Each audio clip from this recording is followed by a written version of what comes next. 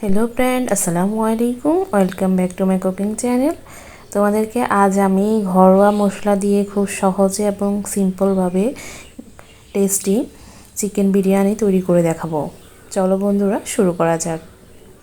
প্রথমেই দেখতে পাচ্ছ আমি একটি কড়াই বসিয়ে নিয়েছি চুলার উপর। এবার কড়াইটা একটু গরম করে এর মধ্যে আমি দিয়ে দিচ্ছি রান্নার রেগুলার তেল। তেলটা যখন গরম হয়ে যাবে তখন আগে থেকেই লবণ এবং মরিচ মাখানো হালকা মরিচ মাখানো চিকেনগুলো এবার তেলের মধ্যে দিয়ে আমরা ভেজে নেব। যেহেতু বিরিয়ানি রান্না করব তাই আমি এখানে হলুদ ব্যবহার করে নিই। লবণ এবং মরিচের গুঁড়া দিয়ে চিকেনটা ম্যারিনেট করে কিছুক্ষণ রেখে দিয়েছি। তারপর এটা আমি খুব সুন্দরভাবে ভেজে নিচ্ছি। বা চিকেনগুলোকে তেলের উপর দিয়ে খুব সুন্দরভাবে ভেজে নিতে হবে।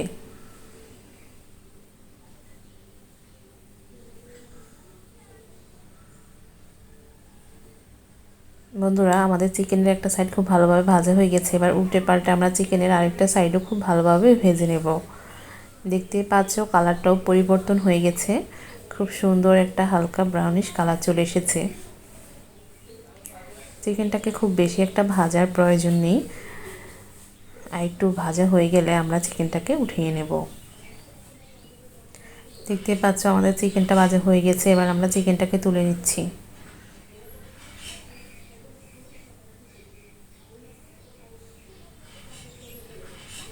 এবার আমরা একই তেলে বিরিয়ানির জন্য যে আলুগুলো রেডি করে রেখেছি সেই আলুগুলো দিয়ে দিচ্ছি, দিয়ে হালকা একটু লবণ দিয়ে দিচ্ছি।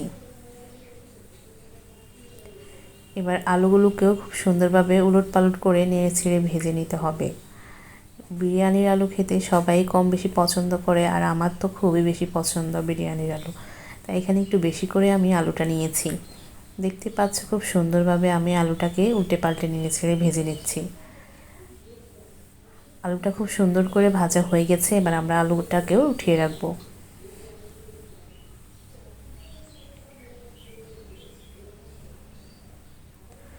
এবার আমরা চলে যাচ্ছি বিরিয়ানির মাংসটা প্রসেস করার জন্য। এখানে আমি একটি হাঁড়িতে তেল দিয়ে দিয়েছি। এবার এর মধ্যে আমি দিয়ে দিচ্ছি গরম মশলা, এলাচ, লং, তেজপাতা এবং দারুচিনি দিয়ে নেড়ে ছেড়ে দিচ্ছি।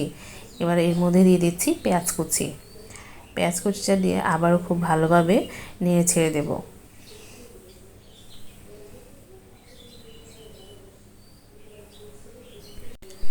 পেঁয়াজ এবং গরম মশলাগুলোকে একসাথে খুব ভালোভাবে নেড়ে ছেড়ে ভেজে নিচ্ছি।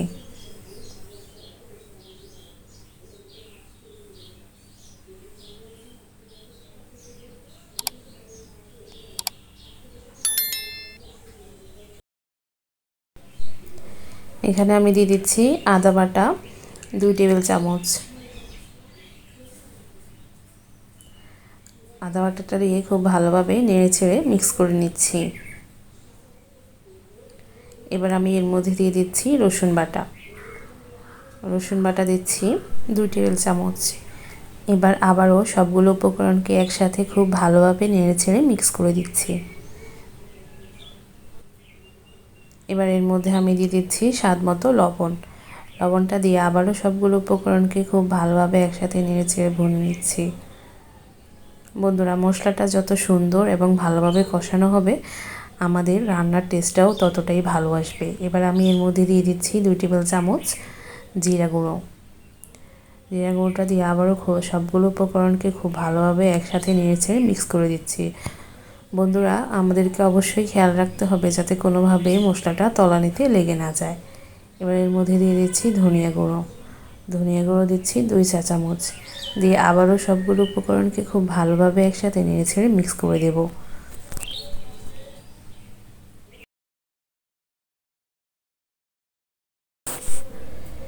এবার আমরা দিয়ে দেব মরিচ গুঁড়ো। এখানে আমি মরিচ গুঁড়োটা খুবই অল্প পরিমাণে ব্যবহার করছি, 1/2 চা চামচ মরিচ গুঁড়ো দিয়েছি। তোমরা যদি ঝাল পছন্দ করো মরিচ গুঁড়োটা একটু বাড়িয়েও ব্যবহার করতে পারো। এবার আবারও সবগুলো উপকরণকে খুব ভালোভাবে একসাথে নেড়ে ছেড়ে মিক্স করে দিচ্ছি। বন্ধুরা মশলাটা যাতে পুড়ে না যায় তাই আমি এখানে কিছুটা পানি দিয়ে দিচ্ছি। পানিটা দিয়ে আবারও সবগুলো উপকরণকে খুব ভালোভাবে একসাথে নেড়ে ছেড়ে মিক্স করছি। বন্ধুরা মশলাটা যত সময় নিয়ে আস্তে আস্তে কষে কষে রান্না করবে তরকারিটা ততই ভালো লাগবে, ততই টেস্টি হবে। এবার আমি এর মধ্যে দিয়ে দিচ্ছি আগে থেকে ভেজে রাখা আলু এবং মাংসটা। আমাদের মশলাটা খুব ভালোভাবে কষানো হয়ে গেছে, উপরে তেলটাও ভেসে উঠেছে, তাই এখানে আগে থেকে ভেজে রাখা মাংস এবং আলুটা এখানে দিয়ে দিয়েছি। দিয়ে আবারও সবগুলো উপকরণকে খুব ভালোভাবে একসাথে নেড়েচেড়ে মিক্স করে দিচ্ছি।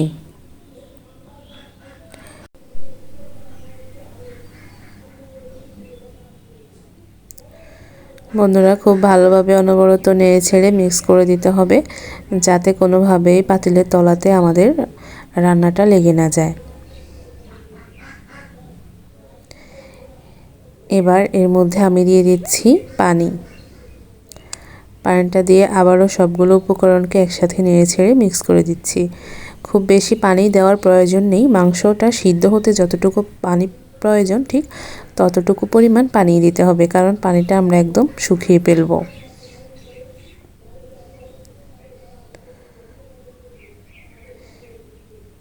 এবার মাংসটা ফুটে উঠেছে, একটা ঢাকনা দিয়ে ঢেকে রেখে দেব মাংসটা সিদ্ধ হওয়ার জন্য। দেখতে পাচ্ছ পানিটা শুকিয়ে গেছে এবং মাংসটাও খুব ভালোভাবে রান্না হয়ে গেছে। এবার আবারও আমি সবগুলো উপকরণকে একসাথে উল্টে পাল্টে মিক্স করে নিচ্ছি।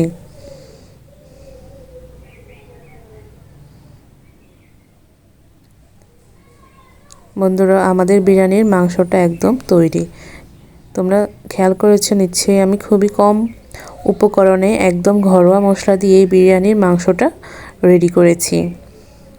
এবার আমরা পাতিল থেকে মাংসটা উঠিয়ে নিচ্ছি এবং একই পাতিলে আবারও কিছুটা পরিমাণ তেল দিয়ে দিচ্ছি বিরিয়ানিটা রান্না করার জন্য।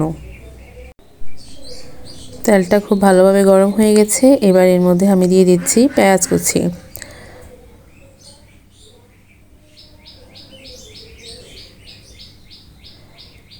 দিয়ে দিচ্ছি গরম মশলা। গরম মশলার মধ্যে আমি আবারও তেজপাতা, লং, এলাচ এবং দারুচিনি ব্যবহার করছি। এবার পেঁয়াজ এবং গরম মশলাটাকে খুব ভালোভাবে নেড়েচেড়ে ভেজে নিচ্ছি।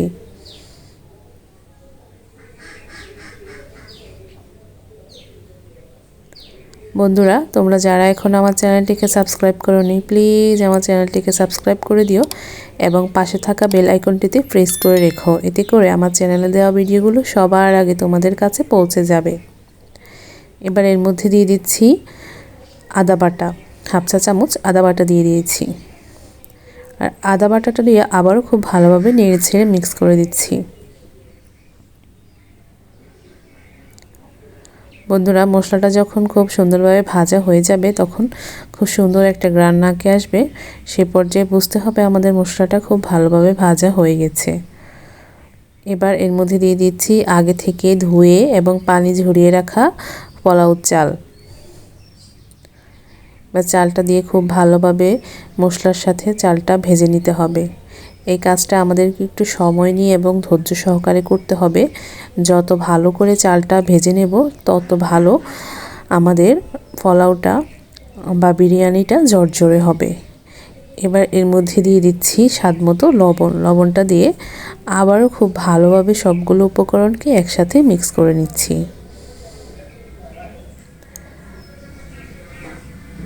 বন্ধুরা, আমি আবারও বলছি, চালটা যত সুন্দরভাবে আমরা ভাজবো আমাদের বিরিয়ানির টেস্টটা ততটাই ভালো আসবে এবং ততটাই ঝরঝরে হবে। দেখতে পাচ্ছ খুব সুন্দরভাবে আলতো হাতে নেড়ে ছেড়ে আমি চালটা ভেজে নিচ্ছি। খেয়াল রাখতে হবে চালটা যাতে পাতিলের তলাতে লেগে না যায়। খুব সতর্কতাভাবে এবং সাবধানেই চালটা ভেজে নিতে হবে। চালটা যখন ঝনঝন একটা শব্দ আসবে তখন বুঝে নিতে হবে আমাদের চালটা ভাজা হয়ে গেছে। দেখতে পাচ্ছ আমার চালটা ভাজা হয়ে গেছে, কতটা ঝুরঝুরেভাবে আমি চালটা ভেজে নিয়েছি। তোমরাও ঠিক একইভাবে চালটা ভেজে নেবে। এবার এর মধ্যে দিয়ে দিচ্ছি পানি। এখানে আমি 1 কেজি চালের জন্য ব্যবহার করছি 2 কেজি পানি বা 2 লিটার পানি। যতটা পরিমাণ চাল নেবে তার দ্বিগুণ পরিমাণ পানি দিতে হবে। এতে করে আমাদের পোলাওটা খুব সুন্দর ঝরঝরে হবে। এবার এর মধ্যে দিয়ে দিচ্ছি কাঁচামরিচ। এবার আগে থেকে রান্না করা মাংসটাও এর মধ্যে ঢেলে দিয়েছি। এবার সবগুলো উপকরণকে একসাথে খুব সুন্দর করে নেড়েচেড়ে মিক্স করে নিতে হবে। মিক্স করে তোমরা লবণটা চেক করে নিতে পারো, যদি লবণের প্রয়োজন হয় তাহলে এই পর্যায়ে লবণটা অ্যাড করে দিতে পারো। বন্ধুরা দেখতেই পাচ্ছ খুব ভালোভাবে আমি সবগুলো উপকরণকে একসাথে নেড়েছেড়ে মিক্স করে দিচ্ছি। অবশ্যই এখানে গরম পানি ব্যবহার করতে হবে, ঠান্ডা পানি ব্যবহার করা যাবে না, ফুটন্ত গরম পানি ব্যবহার করবে। এবার একটা ঢাকনার সাহায্যে আমি ঢেকে দিচ্ছি। ঢেকে বেশ কিছুক্ষণ রান্না করার পর দেখবে আমাদের বিরিয়ানিটা তৈরি হয়ে গেল। বন্ধুরা এখানে চুলোর ফ্লেমটা কমিয়ে দিতে হবে, বেশি আঁচে রাখলে বিরিয়ানিটা সুন্দরভাবে হবে না, ঝরঝরেও হবে না। এবার নেড়ে ছেড়ে উল্টে পাল্টে দিতে হবে।